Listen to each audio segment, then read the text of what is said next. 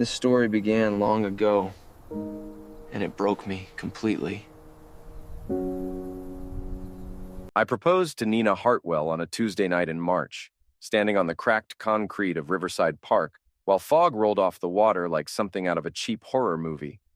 She looked at me with those green eyes that had once made me forget I was just a grease monkey from the wrong side of town, and she hesitated. That hesitation should have told me everything. "Jake," she said, my name hanging in the damp air between us. "I need to think about freedom right now." Freedom.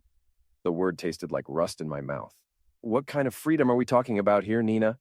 I asked, keeping my voice level even though my gut was already twisting into knots.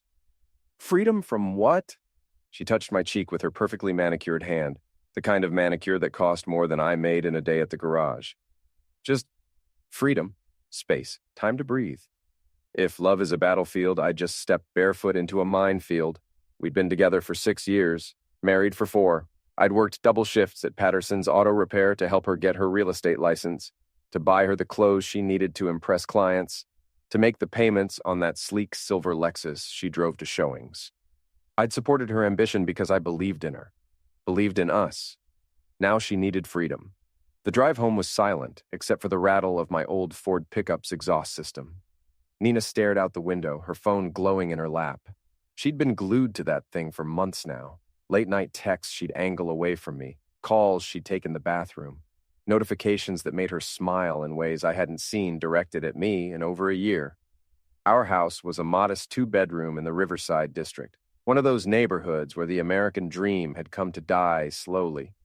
Peeling paint, chain-link fences, cars on blocks and driveways. It wasn't much, but it was ours, or so I'd thought.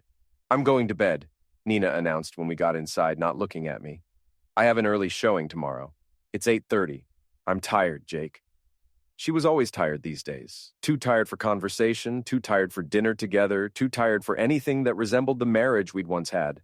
But never too tired for those late-night yoga classes on Tuesdays and Thursdays, or the networking events that kept her out until midnight. I stood in our living room after she disappeared upstairs, looking at the life we'd built.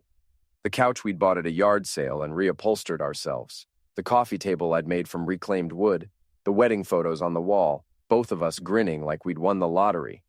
When had it all gone wrong? I grabbed a beer from the fridge and headed to the garage. My sanctuary, my war room, the place where I could think. The space smelled like motor oil and old cardboard, familiar and comforting. I'd set up a small workbench in the corner, and above it hung my old boxing gloves from my amateur days, back when I'd thought I might make something of myself in the ring before a broken hand ended that dream. My phone buzzed. Text from Tommy Chen, my buddy from the gym. "Drinks tomorrow? You've been MIA." I'd been avoiding everyone lately, too wrapped up in trying to figure out what was happening to my marriage, too embarrassed to admit that something was clearly wrong. That night, I couldn't sleep. I lay in bed next to Nina, listening to her breathe, watching the shadows move across the ceiling. Around 2 in the morning, her phone lit up on the nightstand. She'd forgotten to turn it face down. The preview showed enough. "Can't wait to see you tomorrow, same place. DD." My heart hammered against my ribs. I carefully reached over and picked up her phone, but she'd set a new passcode I didn't know. When had that happened? We'd always known each other's codes. I set the phone back down and stared at the ceiling until dawn crept through the curtains. The next morning, Nina was up and gone before I woke up. No coffee made, no note, nothing. Just the faint smell of her perfume lingering in the bathroom and a wet towel on the floor. I called in sick to work, first time in 3 years, and I did something I'm not proud of. I followed her. My truck wasn't exactly inconspicuous, but Nina never looked in her rearview mirror. She drove straight past her office, heading instead toward the nicer part of town where the houses had actual yards and the cars in the driveways were less than 5 years old. She pulled into the parking lot of the Riverside Inn, a mid-range hotel that catered to business travelers and people who didn't want to be seen. My stomach dropped. I parked across the street behind a delivery van and waited. 10 minutes later, a silver BMW pulled up. The driver was everything I wasn't. Tall, tan, wearing a suit that probably cost more than my monthly mortgage payment. He had that practiced smile, the kind that came from years of selling people things they didn't need. Nina got out of her car, He got out of his. They didn't kiss, not in the parking lot, but the way they looked at each other told me everything I needed to know. They walked into the hotel together. I sat in my truck for 2 hours, hands gripping the steering wheel so hard my knuckles went white. I wanted to storm in there, to drag them both out, to make a scene. But what would that accomplish? I'd look like the jealous husband, the blue-collar loser who couldn't keep his wife satisfied. No. I needed to be smart about this.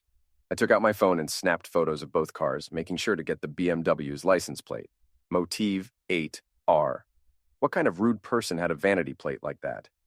When they finally emerged, Nina's hair was slightly messed up, her lipstick gone.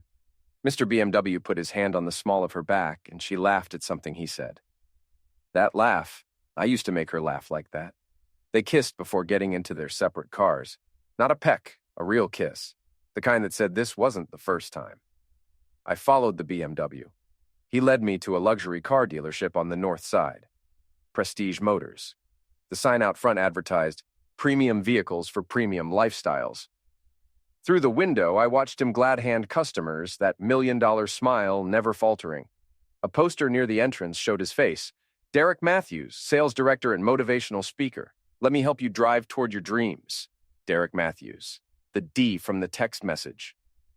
I drove home in a daze, my mind racing through everything I'd seen, everything I'd suspected but hadn't wanted to believe.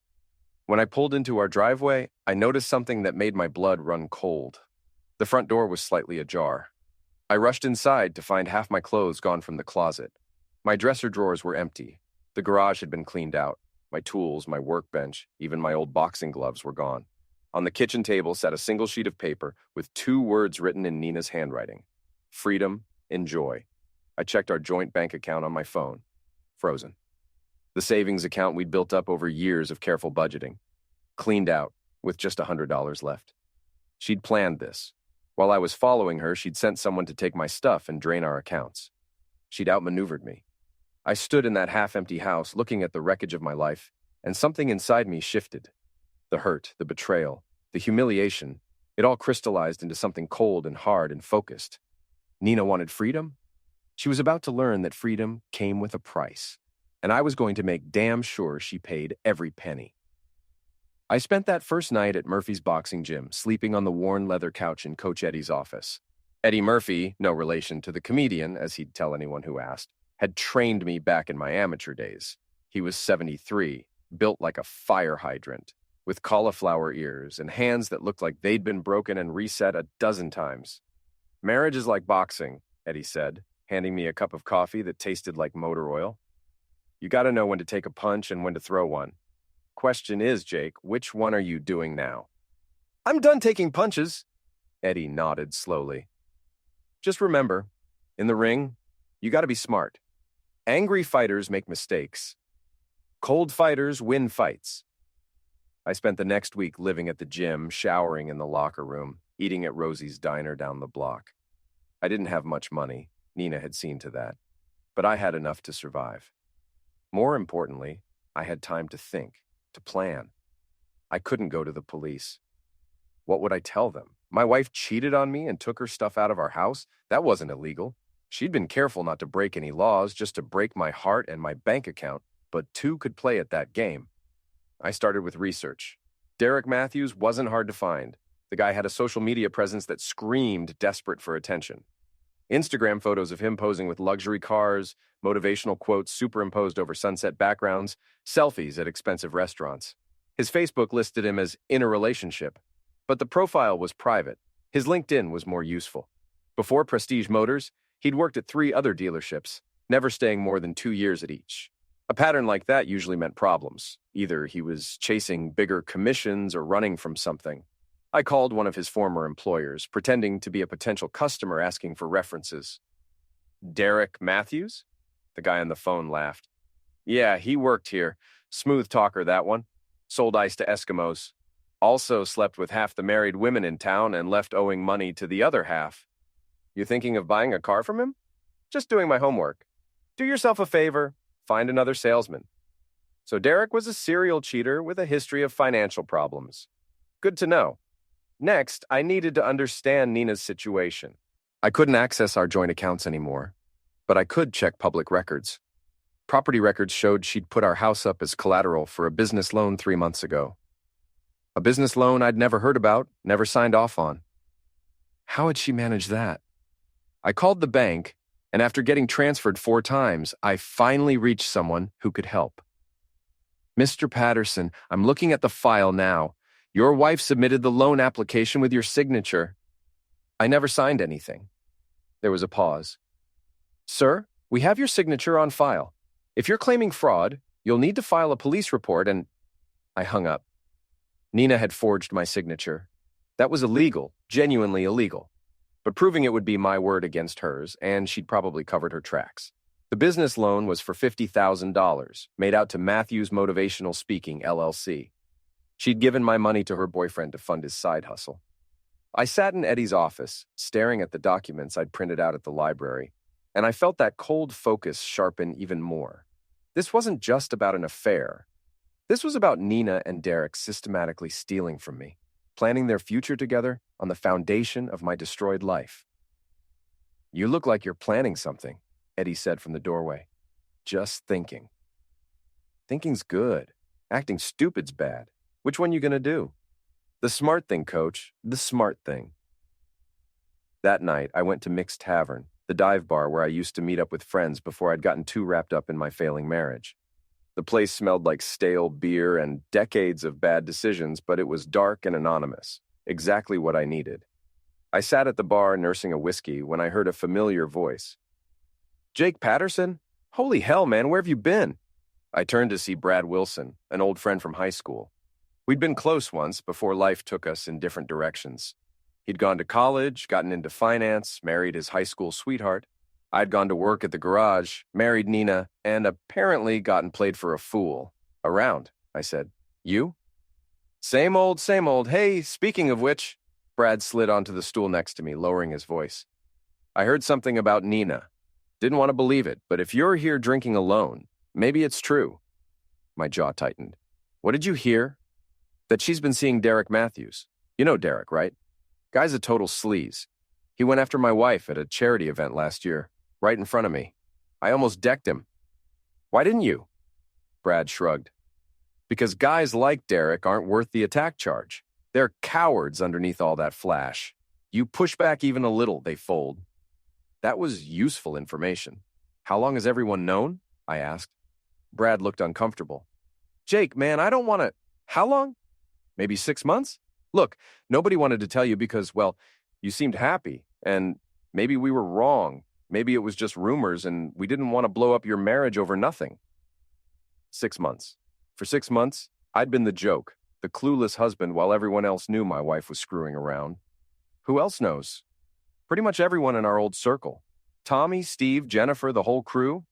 We've been worried about you, man. You stopped returning calls, stopped coming to things. We figured either you knew and were dealing with it, or you didn't know, and we didn't want to be the ones to tell you.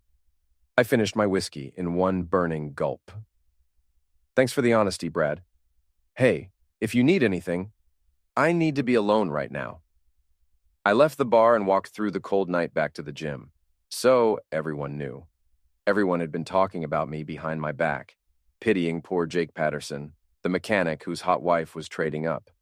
The humiliation burned worse than the betrayal. Back at the gym, I couldn't sleep. I kept thinking about Derek Matthews, about his smug face and his motivational speaker nonsense and his vanity license plate. I thought about Nina, about how she'd looked at him in that parking lot, about how she'd systematically dismantled our life together while I'd been too blind to see it.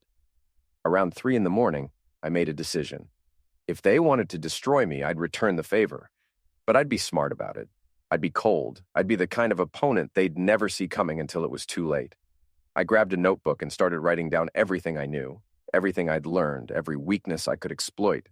Derek's reputation as a womanizer, Nina's forged signature on the loan documents, the business they'd started together with stolen money. By dawn, I had the outline of a plan. The first move was reconnaissance. I needed more information before I could act, and that meant surveillance. Real surveillance, not the amateur hour stuff you see in movies. I borrowed a beat-up Honda Civic from Eddie's nephew, something that wouldn't stand out. I bought a cheap camera with a zoom lens from a pawn shop. I started tracking Derek's movements, noting patterns. looking for vulnerabilities. Derek Matthews was a creature of habit, which made my job easier. Every morning at 7, he'd leave his condo, a flashy high-rise downtown that he clearly couldn't afford on a car salesman's salary, and stop at the same coffee shop. He'd flirt with the barista, a college-aged girl who looked uncomfortable with his attention. Then he'd head to Prestige Motors, where he'd work until 6. Tuesdays and Thursdays, he'd meet Nina at the Riverside Inn.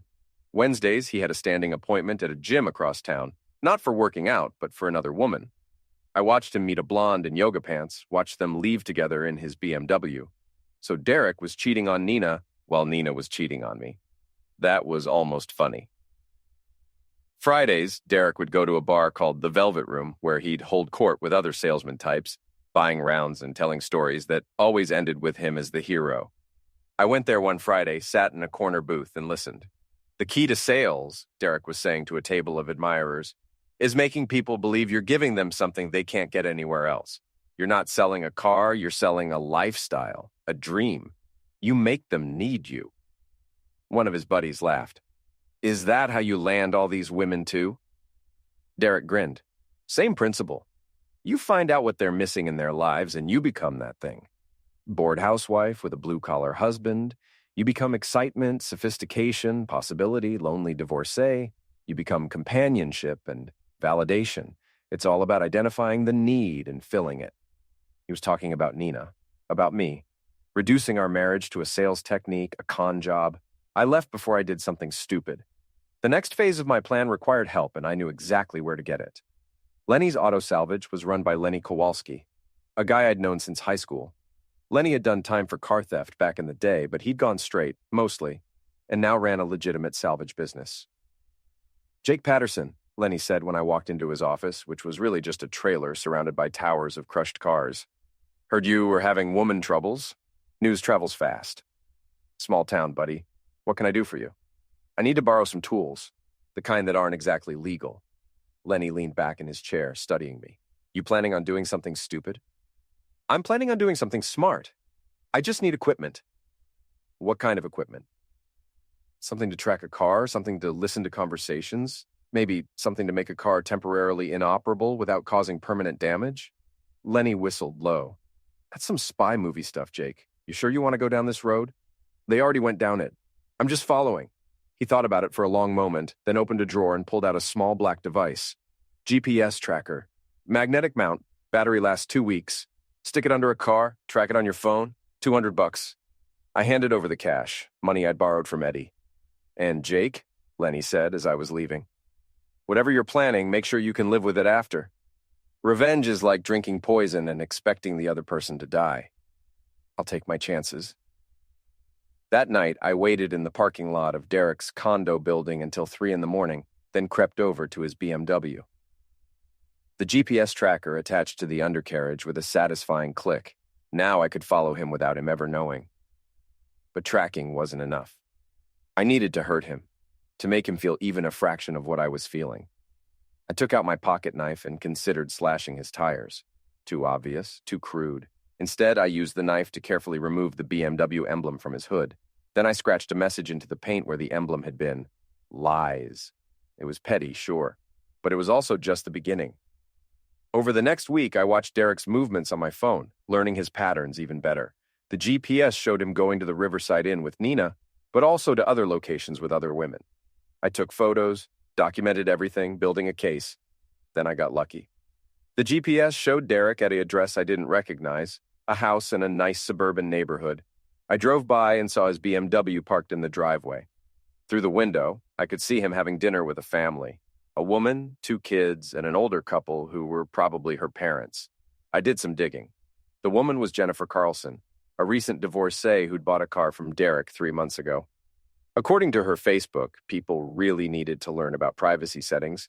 She was in a relationship with Derek, so Nina wasn't even the only woman Derek was serious with. He was juggling multiple relationships, probably using the same lines on all of them. I took photos of Derek through the window, having dinner with Jennifer and her family, looking for all the world like a devoted boyfriend. Then I created a fake email account and sent the photos to Nina at her work email with a simple message. Thought you should know what your boyfriend does on Monday nights. I didn't sign it, didn't need to. 2 hours later, my phone rang from a number I didn't recognize. Against my better judgment, I answered. "You coward!" Nina's voice was shaking with rage. "You've been following him? Following us?" "Just evening. The playing field." "This is harassment, Jake. I could call the police."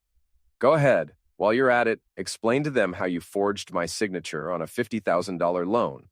I'm sure they'd be interested in that." Silence on the other end. "That's what I thought," I continued. "You wanted freedom, Nina. You wanted out. But you wanted to take everything with you. My money, my dignity, my life. Well, guess what? I'm not going quietly. Derek and I love each other. You wouldn't understand that because you never loved me the way he does." I laughed, and it sounded bitter even to my own ears. "Derek doesn't love you. Derek loves himself. He's running the same con on 3 other women right now. You're not special to him. You're just another Mark." "You're lying." "Am I? Ask him about Jennifer Carlson. Ask him about the yoga instructor on Wednesdays. Ask him about the bartender he's been texting. Or don't ask him.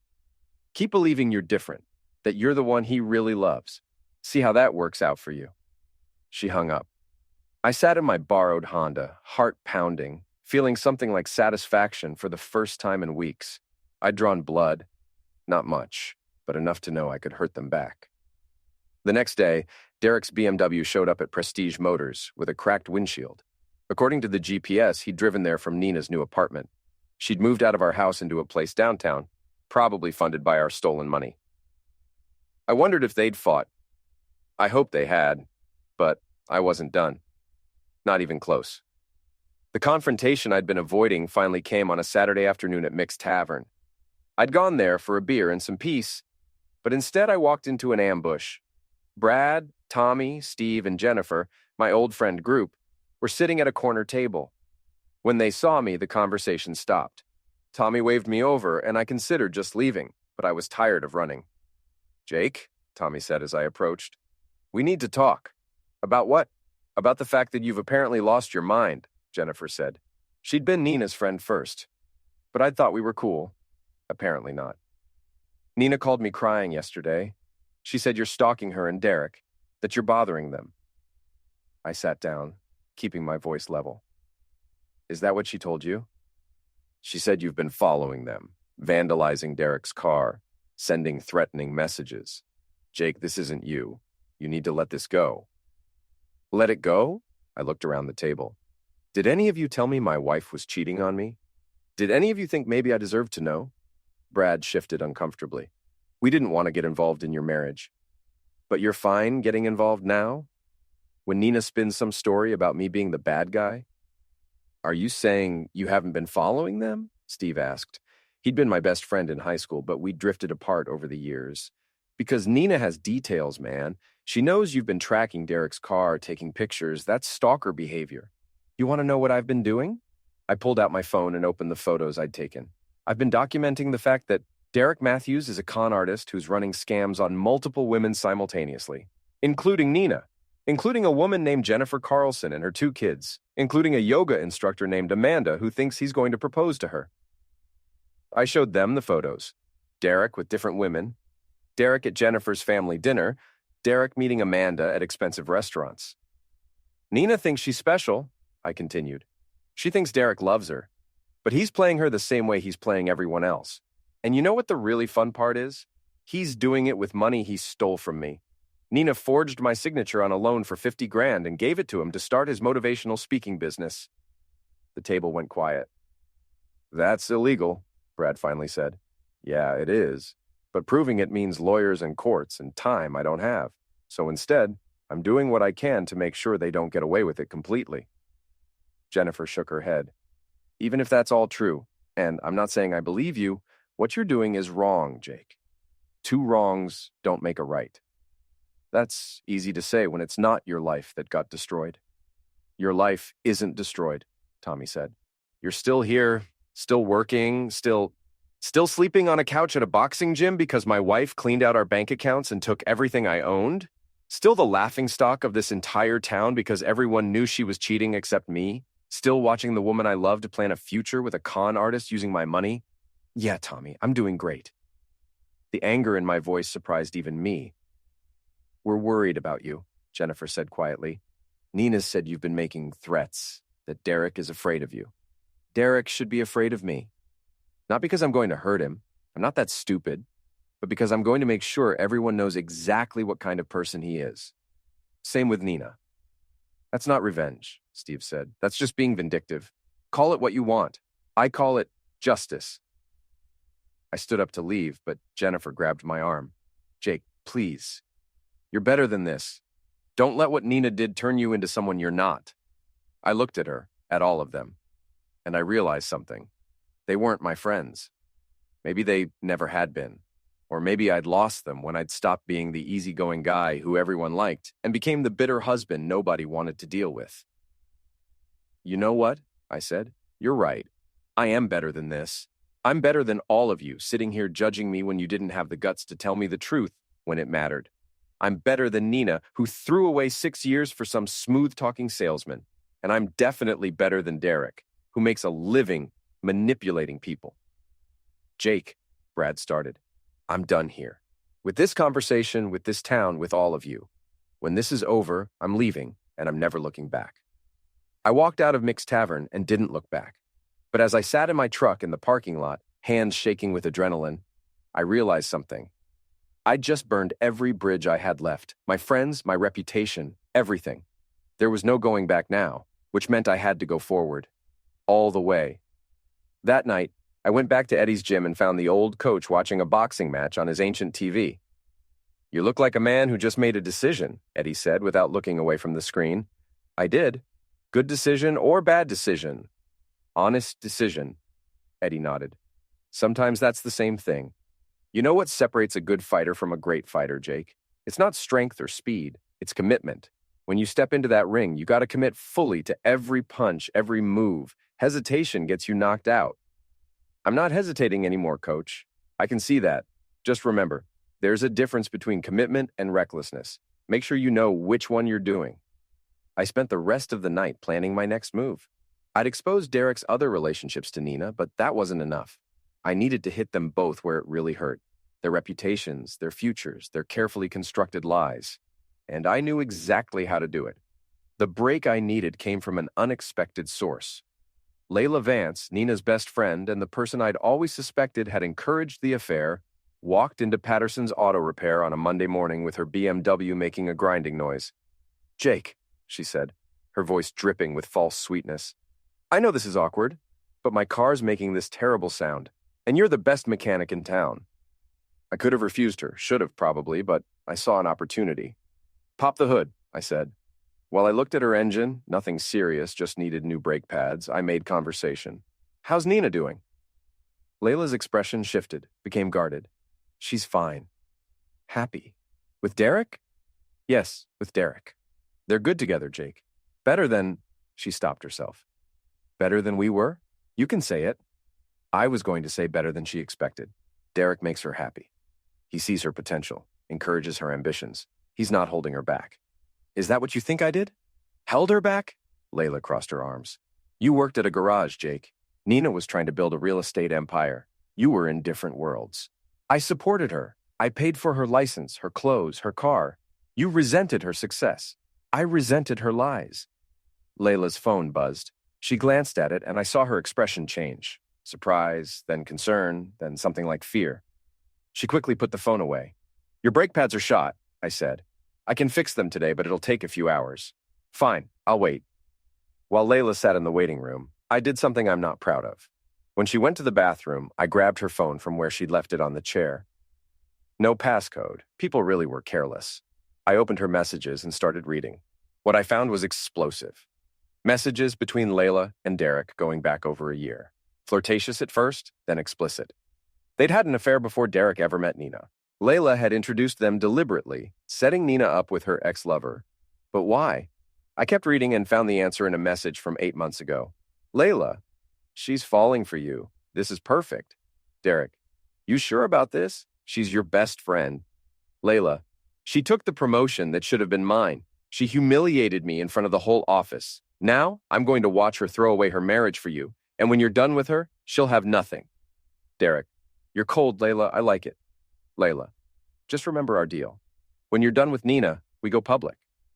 I took photos of every message, every photo they'd exchanged, every piece of evidence that showed this entire affair had been orchestrated by Layla as revenge against Nina for some workplace slight. Nina wasn't the villain of this story. She was another sufferer, manipulated by her best friend and a con artist. I should have felt vindicated, but instead, I felt hollow. Yes, Nina had cheated on me, had stolen from me, had destroyed our marriage, but she'd been played, manipulated by people she trusted. Did that excuse what she'd done to me? No, but it complicated things. When Layla came back from the bathroom, I was under her car, finishing the brake work. I didn't say anything about what I'd found. Not yet. All done, I said, wiping my hands. That'll be $200. She paid with a credit card, and as she was leaving, she turned back. Jake, for what it's worth, I am sorry about how things turned out. But Nina's happier now. Sometimes people just aren't meant to be together. Yeah, I said. Sometimes people aren't who they pretend to be either. She gave me a strange look, then left. I immediately sent copies of the messages to my email, to a cloud storage account, to every backup I could think of. This was my ammunition, my nuclear option. But I needed to think about how to use it. That night, I met with Eddie at the gym. I showed him everything I'd found. So the best friend was setting her up the whole time, Eddie said, scrolling through the photos on my phone. That's cold. Question is, what do I do with this information? What do you want to do? Part of me wants to send it all to Nina, let her know she's been played, but another part of me thinks she deserves this for what she did to me. Eddie handed my phone back. You know what the difference is between a fighter and a brawler, Jake? A fighter knows when to throw a punch and when to hold back. A brawler just swings at everything. You got to decide which one you are. I'm tired of being the good guy, coach. Being the good guy got me a broken marriage and an empty bank account. Being the bad guy won't fill either of those things up. It'll just make you someone you don't recognize in the mirror. I went back to Lenny's salvage yard the next day. I needed advice from someone who'd actually gone down the dark path I was considering. Let me get this straight, Lenny said after I explained everything. Your wife's best friend set her up with a con artist as revenge for some work thing, and now you have proof of the whole conspiracy? That's the situation. And you're asking me whether you should expose them all or just let it play out. Something like that. Lenny lit a cigarette, took a long drag. You know what I learned doing time, Jake? Revenge feels good for about 5 minutes, and then you're left with the consequences forever. I stole cars because I was angry at the world, because I wanted to hurt the people who had more than me. And you know what it got me? 3 years in a cell and a record that follows me around for life. This is different. I'm not breaking the law. Maybe not. But you're breaking yourself. I can see it in your eyes. You're not the same guy who used to come around here talking about his wife and his dreams of opening your own garage someday. You've turned hard, cold, and once you go down that road, it's real hard to come back. So what should I do? That's not for me to say, but ask yourself this. When this is all over, when Nina and Derek and Layla have all gotten what's coming to them, who are you going to be? Are you going to be the guy who took the high road and walked away with his dignity? Or are you going to be the guy who burned it all down and got burned in the process? I left without answering because I didn't have an answer. The decision was made for me 2 days later when I received a certified letter from a law firm. Nina was suing me for harassment, stalking, and emotional distress. She was asking for a restraining order and damages of $100,000. The letter detailed everything: the GPS tracker on Derek's car, the photos I'd taken, the messages I'd sent. They had evidence, and they were going to bury me with it. I called the only lawyer I could afford. Marcus Webb, a guy who'd gone to law school late in life and now ran a small practice out of a strip mall office. He'd helped me with the house purchase years ago. This is bad, Jake, Marcus said after reading the letter. They've got documentation of you following them, vandalizing property, harassment. A judge could easily grant the restraining order, and the damages claim, while ambitious, isn't completely baseless. What are my options? You could fight it, but that means lawyer fees you probably can't afford and a trial that'll drag out for months. Or you could settle, agree to stop all contact, pay a nominal amount, and move on with your life. Or I could go nuclear. I showed him the messages between Layla and Derek, the evidence of their conspiracy. Marcus's eyes widened as he read. Where did you get these? Does it matter? It matters if you obtained them illegally, if you hacked into someone's phone, or... I didn't hack anything. Layla left her phone unattended in my shop. I looked at it. Is that illegal? Marcus thought about it. Ethically questionable, but probably not illegal. And these messages show a conspiracy to defraud you.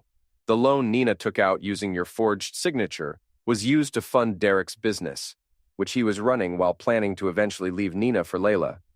This changes everything. Can I use it? You can.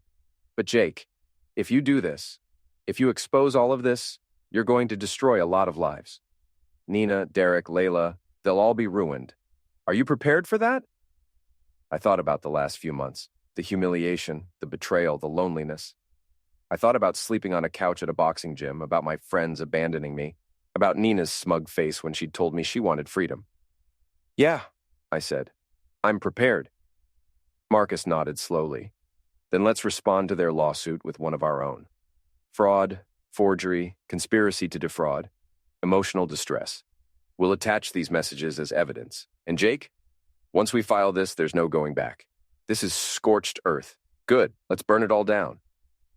The lawsuit was filed 3 days later. Marcus attached every piece of evidence I'd gathered. The forged loan documents, the messages between Layla and Derek, the photos of Derek with multiple women, everything. The response was immediate and explosive.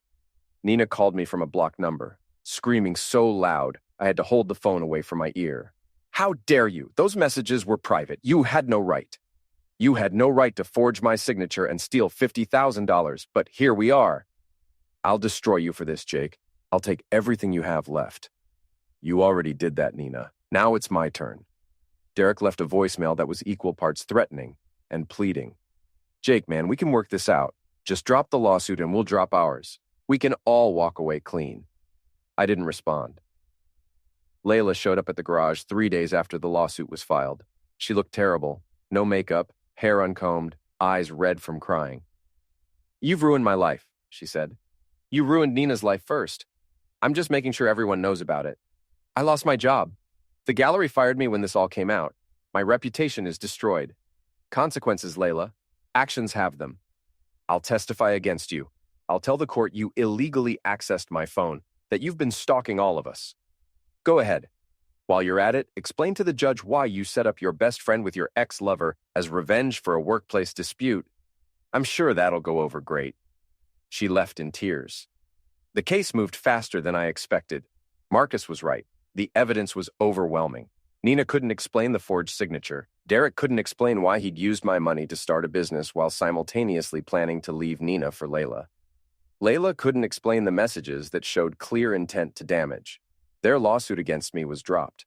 My lawsuit against them moved forward, but something strange happened as the case progressed. I didn't feel victorious. I felt empty. I'd won, but what had I won? My marriage was still over. My money was still gone. Even if I won damages, it would take years to collect. My friends still thought I was crazy. My reputation was still shot.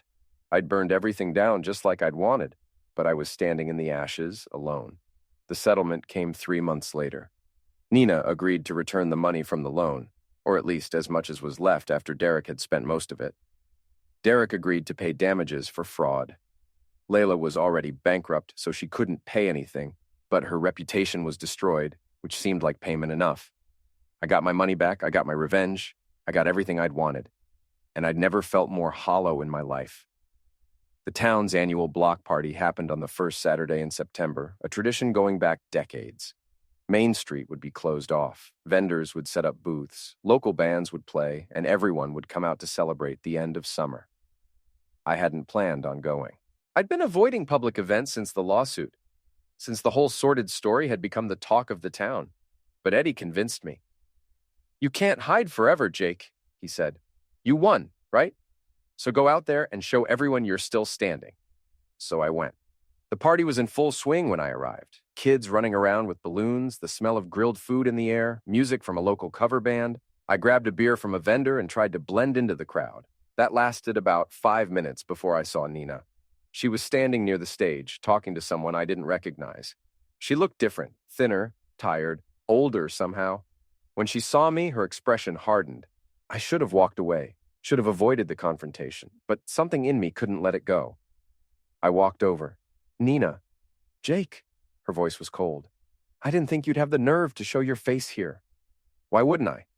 I'm not the one who committed fraud. You destroyed my life. You destroyed our marriage. We stood there. Two people who'd once loved each other, now just enemies, in a war we'd both lost. I hope you're happy, Nina said. You got your revenge. You exposed me, ruined my reputation, took my money. I hope it was worth it. Was it worth it for you? I asked. Was Derek worth throwing away 6 years? She looked away.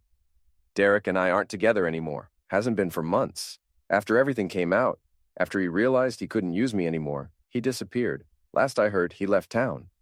And Layla? Layla was never my friend. I see that now. She used me to get back at me for something I didn't even know I'd done wrong. And you, she looked back at me. You used me too in the end. Used me to satisfy your need for revenge. I didn't use you. I just made sure you faced consequences for your actions. Is that what you tell yourself? That you were the hero in this story? Nina laughed bitterly. We're both villains, Jake. We both did terrible things to each other. The only difference is I can admit it. Before I could respond, there was a commotion near the stage. Someone was shouting and the crowd was parting. Derek Matthews stood on the stage holding a microphone. He looked terrible, unshaven, disheveled, desperate.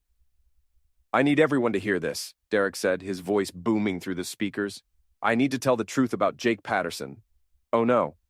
Jake Patterson destroyed my life, Derek continued. He stalked me, vandalized my property, spread lies about me, all because his wife finally had the courage to leave him. The crowd was watching now, everyone's attention on Derek and his public breakdown. He's a vindictive, dangerous man, Derek said. He used the legal system to bother me, to take money I earned, to ruin my reputation. And now I'm here to tell everyone what kind of person he really is. I started walking toward the stage, my heart pounding. Jake Patterson is... I climbed onto the stage and grabbed the microphone from Derek's hand. He tried to hold on, but I was stronger, angrier, more desperate. You want to tell everyone the truth? I said into the microphone, my voice echoing across the block party. Let's tell them the truth. The crowd had gone silent. Everyone was watching. My name is Jake Patterson, I said. And yes, I destroyed Derek Matthews' life. I exposed him as a con artist who was running scams on multiple women, including my wife. I proved he was using money stolen from me to fund his fake business. I made sure everyone knew what kind of person he really was. I looked out at the crowd, saw faces I recognized. Brad, Tommy, Jennifer, Steve, all my old friends. But you know what? Derek's right about one thing. I did become vindictive. I did become obsessed with revenge. I let my anger and hurt turn me into someone I don't recognize. I turned to Nina, who was standing at the edge of the stage, tears streaming down her face. I loved you, I said. I supported you, believed in you, would have done anything for you. And when you betrayed me, when you threw away everything we built together, it broke something inside me. So I broke you back. I destroyed your reputation, your career, your friendships. I made sure you paid for what you did to me. The crowd was completely silent now. And it didn't fix anything, I continued. I got my revenge, got my money back, got everything I thought I wanted. But I'm still broken. We're all broken. Me, Nina, Derek, Layla. We all hurt each other, all destroyed each other, and for what? I looked at Derek, who was standing there with tears in his eyes. You wanted freedom, Derek? You got it. You're free from responsibility, from consequences, from having to pretend to be a decent human being. Enjoy it. I turned to Nina. You wanted freedom too. You wanted excitement, adventure, a life bigger than what I could give you, and you got it. You got Derek, got Layla's manipulation, got your name in the papers and your reputation destroyed. That's freedom, right? Freedom from dignity, from self-respect, from the boring stability of a marriage to a guy who actually loved you. I looked back at the crowd. And me? I wanted revenge. I wanted them to hurt the way I hurt, and I got it. I destroyed them all, burned every bridge, became the villain in my own story. That's my freedom. Freedom from morality, from compassion, from being the kind of person I used to respect. I dropped the microphone. The feedback screech echoed across the silent block party. We all got what we wanted, I said, not bothering to pick up the mic, just speaking loud enough for the people closest to hear. We're all free now, free and alone and broken. I walked off the stage, through the silent crowd, and kept walking. Behind me, I heard the murmur of voices start up again. Heard someone pick up the microphone and try to restart the party. But I didn't look back. I walked all the way to Eddie's gym, Went into his office and sat on the couch where I'd been sleeping for months. Eddie found me there an hour later. "That was quite a speech," he said. "I meant every word." "I know you did. Question is, what are you going to do now?" I looked at him, this old man who'd taught me how to fight, how to take a punch, how to stay standing when everything in you wanted to quit. "I'm going to leave," I said. "This town, this life, all of it. I'm going to take what's left of my settlement money and go somewhere nobody knows me, nobody knows my story. I'm going to start over." "Running away? Moving forward, there's a difference." Eddie nodded slowly. "You're right, there is. Just make sure you're not bringing all this baggage with you, because geography won't fix what's broken inside." "I know, but maybe distance will give me perspective. Maybe somewhere else I can figure out how to be Jake Patterson again, instead of this angry, bitter version of myself." "What about Nina? Derek? All of that?" "What about them? They got what they deserved. So did I. The story's over." "Is it?" I thought about that. Was it over? Or was this just the end of one chapter and the beginning of another? "Yeah," I finally said. "It's over. I'm done being the villain. I'm done being the sufferer. I'm just done." Eddie put his hand on my shoulder. "Then go, Jake. Get out of here. Start fresh. But remember, wherever you go, you're taking yourself with you. Make sure you're someone you want to be around."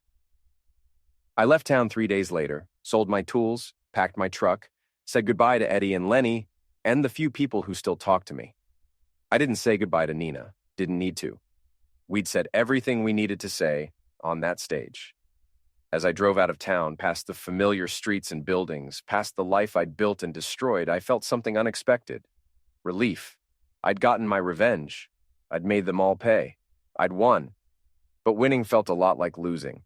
Maybe that was the real price of freedom. The understanding that sometimes getting what you want costs you everything you are.